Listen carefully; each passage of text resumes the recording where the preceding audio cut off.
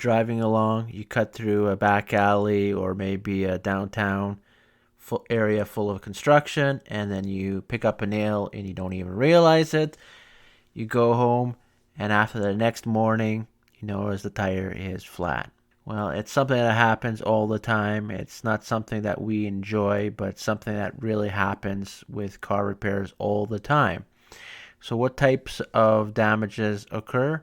Well, first we'll talk about how you'll be able to kind of monitor the situation. So if you pump up the air in the tire and you notice that it basically the air drops down or loses pressure very, very quickly, then you could probably say that it is probably a nail in the tire.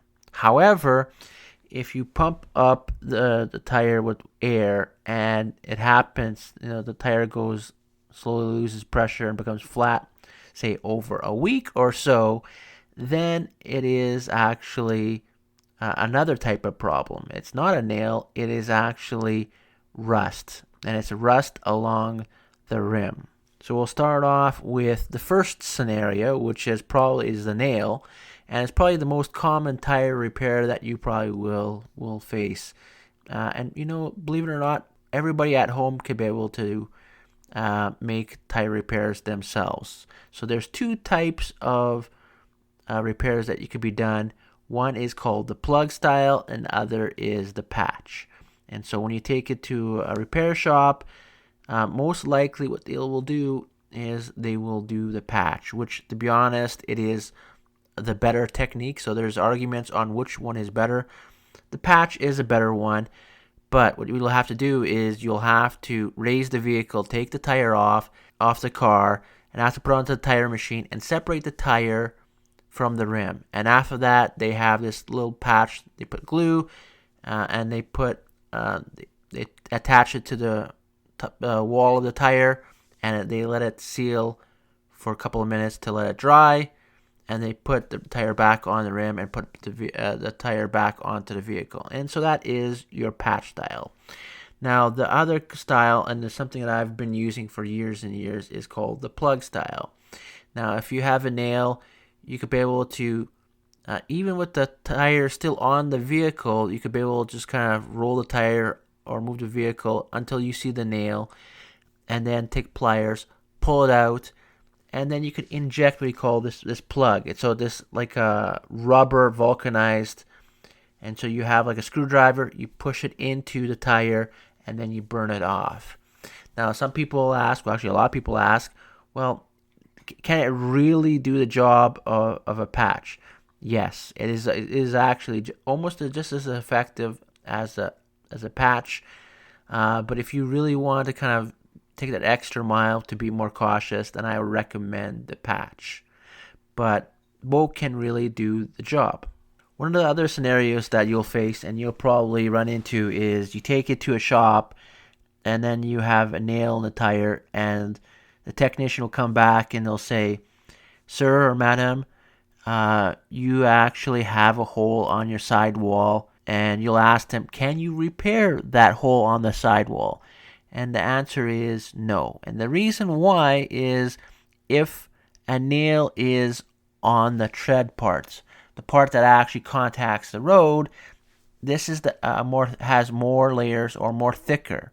And so when you pull out the nail, you could actually put a plug or a patch in there, and it could be able to hold it. However, if there's even a tiny hole on the sidewall, there's no way you could plug it or patch it in this case. The reason why is because the sidewall is very, very thin, and there's no way that a plug or patch could be able to hold. So as the vehicle is moving, it'll wiggle loose, and that plug or patch will fall off, and there'll be no way to be able to guarantee a plug or patch in that case. And that's the reason why when you hear there's a hole in the sidewall, you would tell the customer, "Sir, madam, you actually have to buy a brand new tire."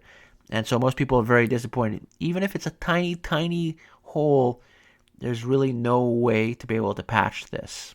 At the beginning of the episode, I talked about the slow leak. And so there generally is two types of rims. There's the aluminum rims and the steel rims. And regardless of which one you have, along the way, sometimes corrosion builds up. And so between the rim and the actual tire part, the seal of the tire part, there's usually white corrosion that happens and it builds up so over time.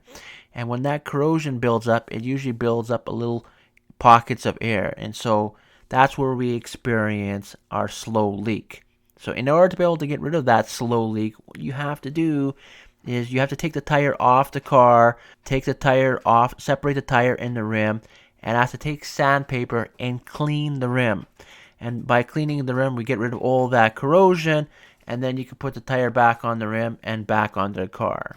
And like I said, this is very, very common. So the last topic I'll talk about under a Fix My Tire episode will be tire rotation. Now, even though it's not really repairing a tire, I feel that it's kind of an important part of keeping your car tires in good working order. So depending on so I would recommend following the manufacturer specifications. So if you take a look at your owner's manual in your glove compartment, there'll probably be a section on tires. And they'll recommend how often you need to rotate your tires. So 40,000 kilometers, and you should rotate it. Now, depending on the manufacturer, some will recommend a front to back rotation, and others will recommend a diagonal swap rotation. The purpose of a good tire rotation is to be able to make sure that all 4 tires have an equal amount of wear and tear on a tire.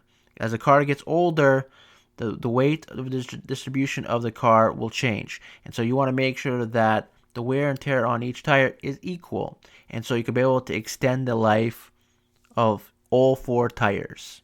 So, as usual, if you really enjoy my content, please give me a like or subscribe. Have a good one.